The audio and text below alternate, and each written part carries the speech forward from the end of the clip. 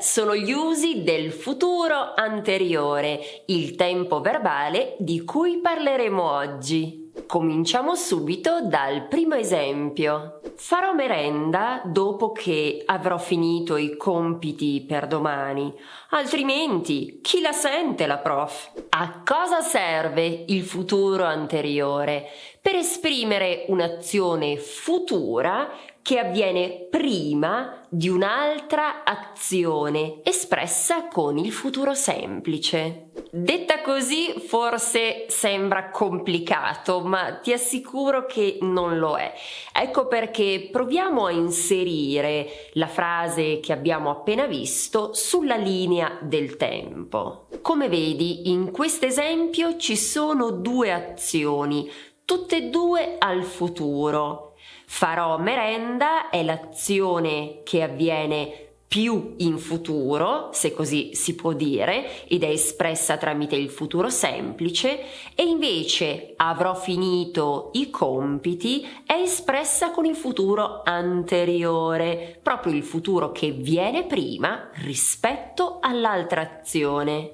A proposito, prima che me ne dimentichi, ricorda che sul futuro ho pubblicato 2 video lezioni, una sui verbi regolari e l'altra sui verbi irregolari. Continuiamo ora con il secondo uso. Che cosa avranno pensato di me i tuoi genitori quando mi hanno visto? In questo secondo caso, il futuro anteriore serve per esprimere un dubbio, un'incertezza relativa al passato. Prima di passare al terzo punto, ti invito ad iscriverti alla mia newsletter Confessioni di una Language Coach. Ci sono cose di cui parlo solo nella newsletter. Basta andare sul mio sito elisabetta.maccani.com.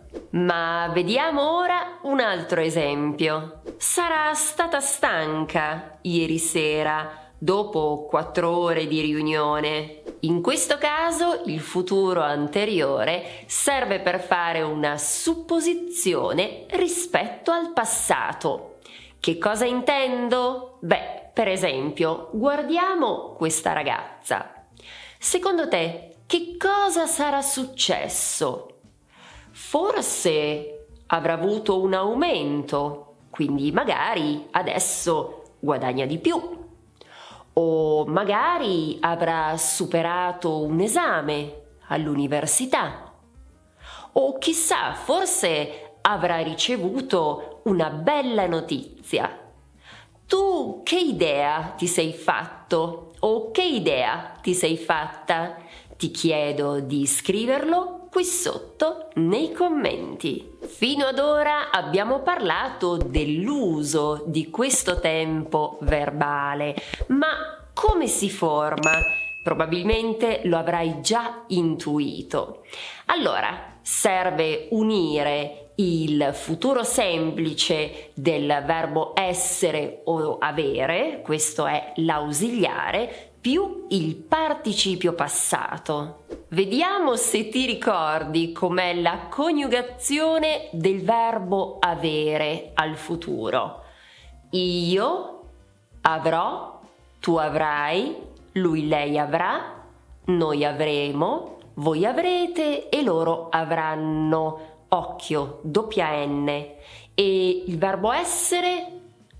Io sarò, tu sarai, lui o lei sarà, noi saremo, voi sarete e loro saranno. Ricorda che il modo migliore per memorizzare questo tempo verbale è quello di mettere subito in pratica ciò che hai imparato. Si tratta infatti di rafforzare le connessioni neurali.